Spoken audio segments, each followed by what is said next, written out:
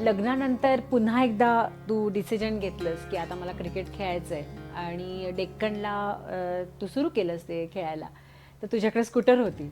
तर स्कूटरवरती बसून सांगवी तू तू डेक्कनला निघालीस की ते क्रिकेटचं सगळं घेऊन वगैरे, की लोकं अक्षरशः वेड्यासारखी तुझ्याकडे पाहायची आणि तुझ्या पाठीमागे धावायची.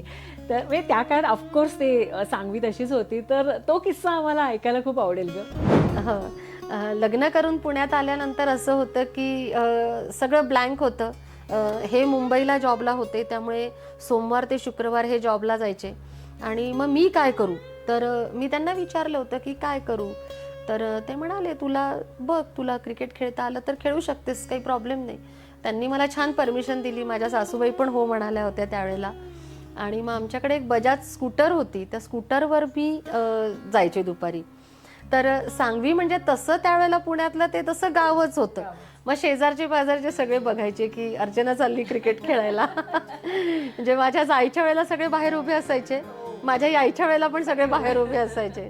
आणि मला ते थोडंसं ऑड वाटायचं, पण करायला काहीच नव्हतं. काहीतरी सुरुवात करायला पाहिजे, वेळ घालवायला पाहिजे. मग मी डेक्कन जिमखान्याच्या शुभांगी कुलकर्णीचं जे क्लब होता, त्या क्लबला मी जॉईन झाले होते.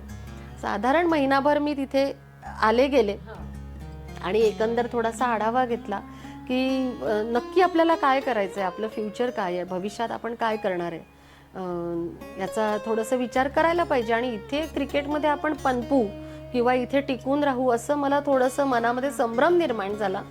आणि मग तो प्रश्न माझ्या सासूबाईंनी माझा सॉल्व केला की एक दिवशी अशाच आम्ही दोघीजणी बसलो होतो. मग त्या मला म्हणाल्या की अर्चना, तुला नक्की काय आवडतं या